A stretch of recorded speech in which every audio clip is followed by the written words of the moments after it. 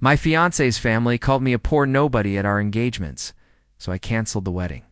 Then bought their house out from under them. I'm a 30-year-old guy, and I thought proposing to the woman I loved meant starting forever. For months, I worked double shifts, fixing streetlights during the day and rewiring old apartments at night, just to save enough for the ring. It wasn't anything flashy, just a simple gold band with a small diamond. But to me, it represented everything I'd built with my own two hands. I didn't grow up with much. My parents died when I was young, and I spent most of my 20s figuring out how to survive without anyone to fall back on. When I met Clara, I thought the universe was finally giving me something beautiful in return for all. Those years of scraping by, the night I proposed, it was raining, that soft, steady kind of rain that turns city lights into shimmering reflections. We were sitting in her car by the pier, wrapped in the sound of the waves and the smell of wet asphalt. My hands were trembling when I pulled out the ring. "Clara," I said, my voice barely above the sound of the rain. "I might not have much, but everything I am, it's yours." She gasped, tears in her eyes, and said yes before I could even finish asking. For a moment, it felt like the world stood still. No noise, no fear. Just her, smiling through the rain, saying yes to a life built on love. Not money. I thought that was it, the start of something pure and unbreakable. But later that night, as we were driving home, she looked at the ring and said softly, "My parents will want to throw an engagement party. You know, something proper." I smiled, pretending not to hear the hesitation in her voice. I wanted to believe it was about celebration, not image. Still, a small voice inside me whispered a warning. I chose to ignore. That was the first crack in forever. The night of the engagement party. I remember standing in front of the Davenport family mansion, trying to convince myself I belonged there. The place looked like something out of a movie. Marble steps, chandeliers visible through towering glass windows, and valet attendants dressed better than I'd ever been. I tugged at my only suit, one I'd bought secondhand, and it altered just enough to look presentable. My palms were sweating so badly that I kept wiping them on the inside of my jacket. Clara looked stunning in a silver dress that shimmered under the soft lights. She kissed my cheek and whispered, "Don't be nervous, babe. They just want to get to know you." I wanted to believe her. I really did. The moment we stepped in, though, the air shifted. Conversations dimmed. Eyes lingered longer than they should have. Clara's mother greeted me first, a thin smile, eyes scanning my shoes before my face. "You must be the electrician?" she said, like she was trying to remember a job title she'd only heard about in passing. Her father followed with a booming laugh that didn't reach his eyes. "Good to finally meet the man who convinced my daughter that love pays the bills?" People around him chuckled, and I felt something cold settle in my chest throughout the evening. I stood by Clara's side as she floated between groups, laughing with her friends from private schools and corporate circles. Every time someone asked what I did, she'd answer before I could. "He runs his own electrical business." Then quickly steer the topic elsewhere. I smiled through it, clenching my jaw so hard it hurt. The champagne burned down my throat, but I needed something to swallow the shame. At one point, I caught Clara's father whispering to her, his hand on her shoulder, his expression somewhere between pity and warning. She gave a small nod, her eyes flicking toward me. I didn't know it then, but that was the moment I stopped being her partner and became her project. And as the laughter echoed behind me, I started realizing that maybe I wasn't invited to celebrate, maybe I was invited to be tested by the time dessert came around. I was counting the minutes until I could leave. I'd smiled so much my face hurt, laughed at jokes that stung, and tried to ignore the whispers that followed me from one conversation to another. I kept telling myself that love was about patience, that if I could just survive tonight, things would settle. But then Mr. Davenport stood, glass in hand, tapping it with a silver fork that caught the chandelier's light. "A toast," he said, his voice booming across the hall. "To my daughter, Clara, and to the man she's chosen to marry." The room quieted. I glanced at Clara, who smiled nervously. Something about her eyes made my stomach twist. Her father cleared his throat dramatically.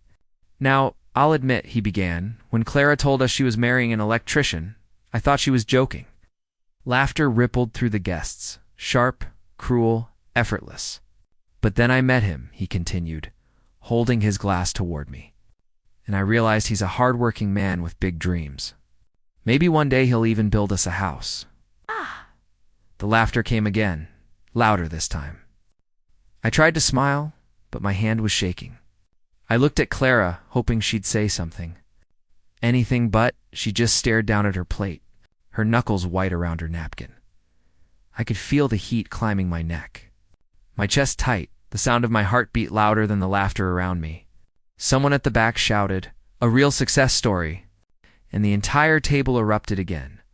Mr. Davenport raised his glass higher. To Clara's generosity, he added, his tone dripping with irony, for believing love matters more than background. When he finally sat down, I didn't hear the clinking glasses or the music picking back up. All I could hear was the roaring in my ears. Clara leaned close and whispered, "Please don't make a scene." That sentence, the way she said it like I was the problem, hurt more than the jokes. I realized I was sitting at a table full of people laughing at me, and the woman I loved was too afraid to stand beside me.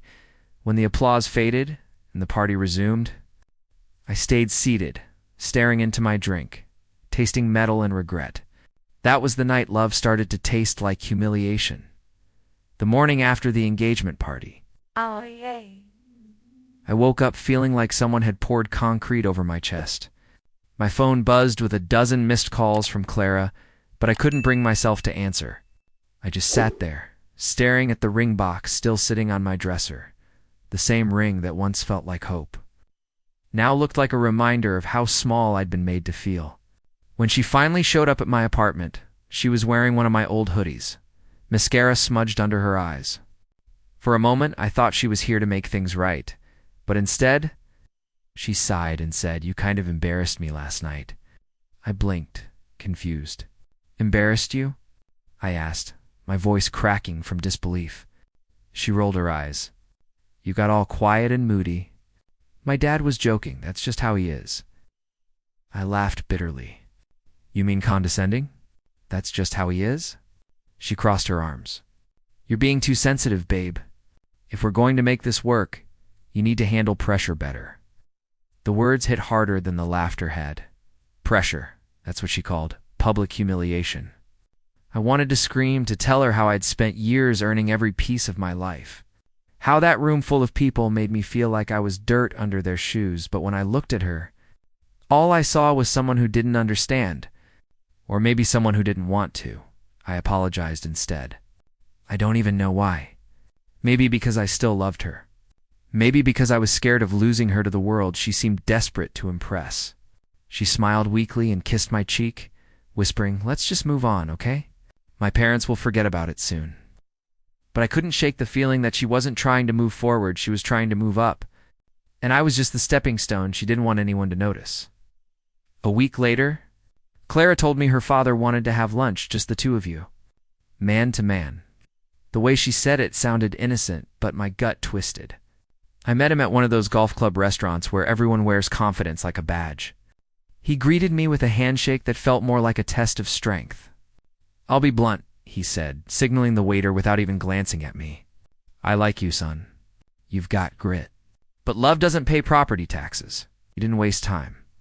He laid out a prenuptial agreement, neat, polished papers in a leather folder. "Standard procedure," he said. "It protects Clara's inheritance and ensures you know where you stand." I stared at the document, the words blurring together. No claim to family assets. No shared ownership of property. No right to financial compensation. My jaw tightened.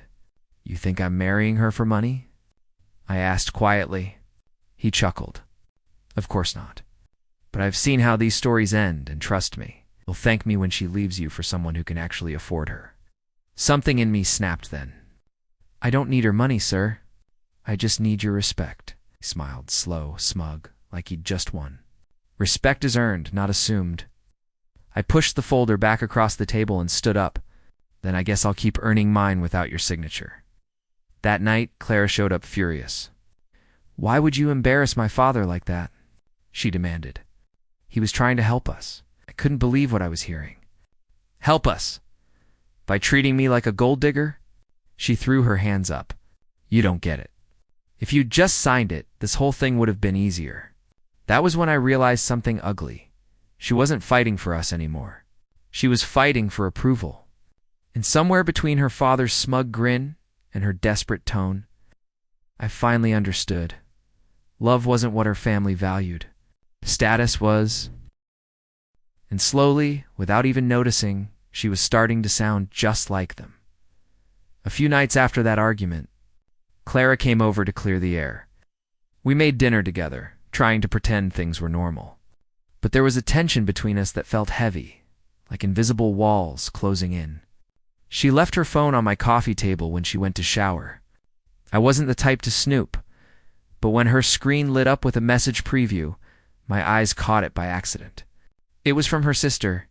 "Dad says the poor guy will crack soon. Just make sure he signs before the wedding." My stomach dropped. I froze, staring at the phone as if it might bite. My hands trembled as I unlocked it. The same phone I'd helped her pay off last year when she couldn't afford her new one. The message thread was worse than I could have imagined. "Her mom? At least she's marrying someone who can fix the wiring when the lights go out." Her sister? "It's good practice before she upgrades." And Clara, my Clara, replying with a laughing emoji. Followed by, "Don't jinx me. I still have to train him to stop dressing like a mechanic." I felt something inside me collapse. Every word chipped away at the version of her I thought I knew. My chest felt tight, my throat dry. I scrolled further, seeing weeks of messages mocking my job, my apartment, even the ring I'd chosen. The same ring she'd once called perfect. When she came out of the shower wrapped in a towel and smiling like nothing had happened, I couldn't even look at her. I asked quietly, "Do you ever mean what you say to me?" She froze, confusion flashing into panic as she saw her phone in my hand. "You went through my messages?" She gasped. "So they're true?" I asked. Silence. Her eyes darted away. That told me everything. In that moment, something broke in me. Not just my heart, but my faith in what we'd built. I wasn't her partner.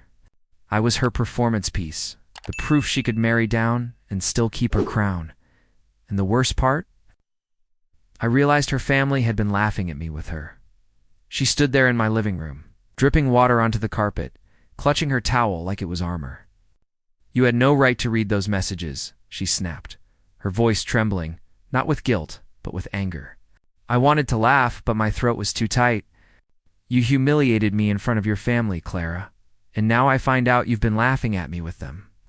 She opened her mouth, closed it, then muttered, "You don't understand, okay? They push me. They expect me to be perfect." I didn't mean any of that. I shook my head slowly. "You meant enough to write it." The silence that followed felt endless. The only sound was the faint hum of the fridge and the rain tapping against the window. The same kind of rain that had fallen the night. I proposed. Only now, it didn't sound peaceful. It sounded like an ending. Clara's eyes filled with tears. "I love you," she said, stepping closer. Sometimes I say things to keep the peace. You don't know what it's like living under their control." Her voice cracked, and for a second, I almost believed her. I wanted to believe the woman I fell in love with was still somewhere inside her. But then she added, "If you'd just signed that prenup, they'd finally respect you." That was it. That was the final nail. "Respect me?" I said quietly. "You think signing away my dignity earns their respect?"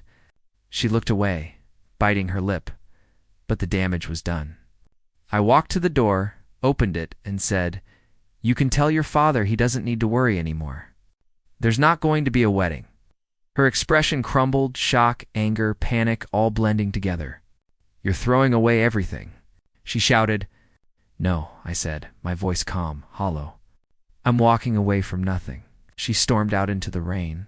I stood in the doorway watching her disappear into the night.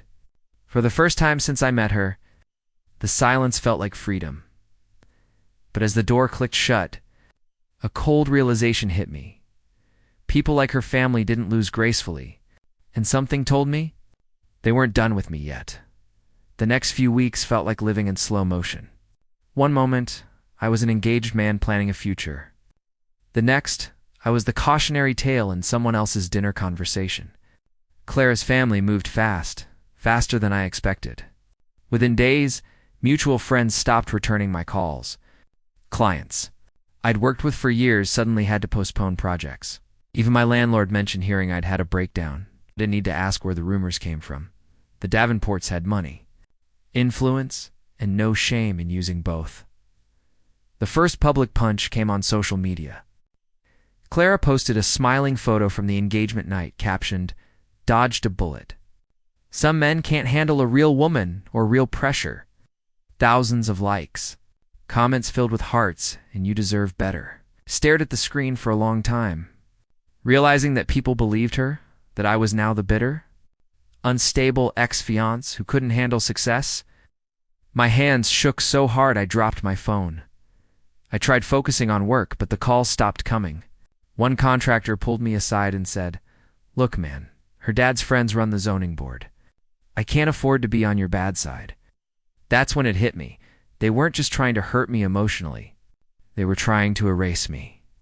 I was being blacklisted by an entire network of people who saw me as nothing more than a stain on their reputation.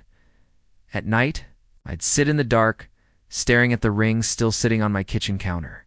It caught the faint glow from the streetlight outside, small, quiet, and unwanted, just like I felt. I started doubting everything. My worth, my work. Even the idea that kindness could survive in a world built on status. The breaking point came one evening when I overheard two of my crew members whispering. "He's the guy that rich girl dumped, right?" They didn't mean harm, but the words still sliced through me. I realized I wasn't just heartbroken. I was being buried alive under their version of me. And that's when something inside me shifted.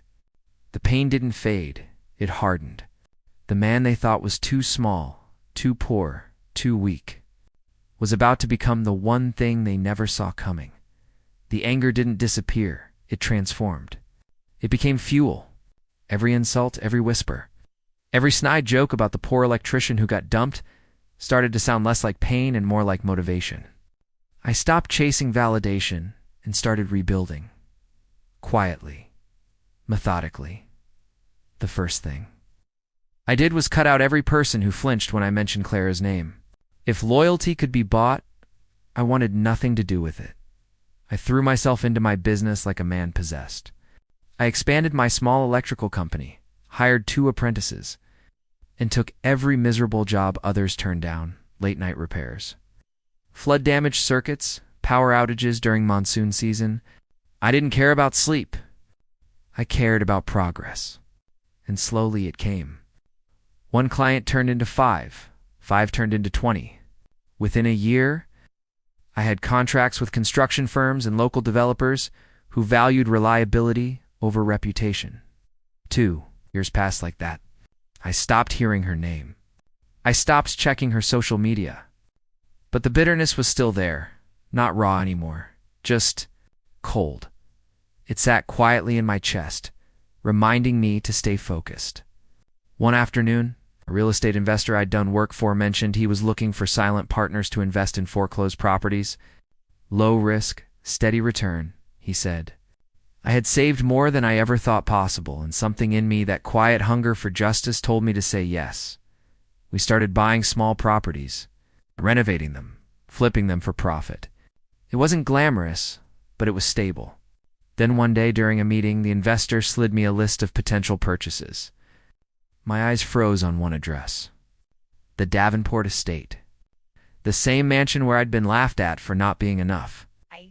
It felt unreal, like fate had written me a second chance at that night. Only this time I wasn't there as a guest. I was there as a buyer, and for the first time in years I smiled, not out of joy. But because karma had finally dialed my number, when I confirmed the address with the realtor, I almost didn't believe it. The Davenport mansion, the same one where I'd been humiliated under a chandelier, was listed under a private foreclosure auction. Their empire, it turned out, had quietly crumbled. Bad investments, tax audits, and a few lawsuits had drained them dry. But the family, too proud to admit defeat, was trying to sell off the property discreetly before the news hit the social circles they worshipped. I attended the auction dressed in a clean navy suit. Not designer, just well-fitted. Confident. The kind of man Mr. Davenport once said I'd never become. When the bidding began, I didn't flinch. I watched investors throw numbers like confetti, some laughing, some whispering. But when the property hit my limit, I raised my hand, calm, steady, unshaken. My offer held. The room went silent. Seconds later, the auctioneer slammed the gavel. Sold. I didn't feel triumph. I felt stillness, the kind that comes after a long storm. I signed the deed through my LLC, keeping my name buried in the paperwork. I wanted this win to stay silent, private. When the realtor congratulated me, I shook his hand and said, "Just make sure the previous owners are notified quickly. I don't want them surprised." He smirked. "Oh, they'll be surprised, all right." That night I drove out to the property. The driveway was cracked, the once glittering windows dim. Weeds had crept through the marble steps where guests once mocked me. I parked, stepped out, and stood in front of the mansion that had symbolized everything I wasn't. Now it was mine. The air smelled of rain again, just like the night I proposed. But this time, there was no trembling in my hands. No fear, only peace. I walked up those stairs slowly, running my fingers along the cold railing, and whispered to myself, "Guess I finally built you that house." Oh, jeez. And somewhere deep inside I knew, this wasn't revenge yet. This was prelude. It happened 2 weeks later. I was sitting in my office, finalizing renovation plans for the mansion, when my assistant buzzed me. "There's a family here asking about the estate," she said quietly. "They look upset." I didn't need a name. I already knew. When I pulled into the driveway 20 minutes later, I saw them, Mr. and Mrs. Davenport, standing by a sleek black sedan. Clara beside them, sunglasses on, even though it was overcast. Her father spotted me first. "You," he said, his voice sharp with disbelief. "What are you doing here?" I smiled politely. Checking on the property, his face turned red. "This is our home. There's been some mistake. It's under refinancing." I pulled the folder from my briefcase and handed it to him. No mistake. It was foreclosed. Purchased legally last week. His hands trembled as he scanned the papers. When his eyes hit the signature line, his expression curdled. "This can't be you." Clara stepped forward, her voice softer. "You bought our house?" I nodded. "Technically, my company did. But yes, it's mine now." For a long moment, none of them spoke. The silence was almost musical. Then Mrs. Davenport broke it with a bitter laugh. "You did this to spite us." I shook my head. "No, ma'am. You did this to yourselves." "I just saw an opportunity." Mr. Davenport's voice rose, desperate now. "You can't just take everything from us." I looked him dead in the eye. "Funny. That's exactly what you tried to do to me." Clara finally took off her glasses. Her eyes were wet, mascara bleeding down her cheek. "You're really doing this?" she whispered. "You're evicting us?" I paused, letting the weight of it settle. "No, the bank already did. I'm just here to sign the transfer." I walked past them toward the front door, the same one I'd entered years ago as a guest. Nervous, hopeful, unworthy. This time, I walked in like I belonged. The marble still gleamed, but it felt different now, smaller, quieter, almost hollow from behind me. I heard Clara's father mutter, "You'll regret this," turned. Met his gaze and said evenly, "I already did. That's why I'm done now." And as the door closed behind me, the echo didn't sound like an ending. It sounded like justice. Owning the Davenport mansion didn't feel like victory. It felt like closure, heavy, quiet, and strangely calm. I didn't throw a party or post about it online. I didn't tell my friends. I just stood in that empty house, letting the silence breathe. Every corner echoed with ghosts of laughter, the same laughter that once humiliated me under these lights. But now, there were no guests, no toasts, no cruel smiles. Just space, mine, For months, I oversaw the renovations personally. We stripped away the marble floors, repainted the walls, and replaced the chandeliers with simpler fixtures. My workers didn't know the story, they just knew I was meticulous. One afternoon, my foreman asked, "So, you moving in when it's done?" I smiled faintly. "No," I said. "I'm renting it out to families who need a fresh start." It wasn't about revenge anymore. It was about rewriting what those walls stood for. When the house was finished, it didn't look like wealth anymore. It looked like redemption. A single mother and her 2 kids moved in first. I handed her the keys myself. She cried, said no one had ever given her a chance without judgment. I told her, "Just make it a home. That's all I ask." Watching them walk inside, I realized something the Davenports never understood. Real status isn't about what you own. It's about what you give. A few months later, I saw Clara by chance at a cafe. She looked different, tired, hollow, wearing the kind of smile people wear to survive. Her husband, a slick guy in a tailored suit, was scrolling on his phone while she stared out the window. Our eyes met for a brief second. She froze. I just nodded and walked out. No words. No gloating. Just peace. That night, I drove past the mansion, the lights glowing softly through the curtains. Laughter spilling faintly from inside. It wasn't my house anymore. It wasn't theirs either. It was something better. I parked for a moment, watching the warmth from a distance, and whispered to myself, revenge isn't loud. It's quiet, and it lasts. And for the first time in years, I felt free.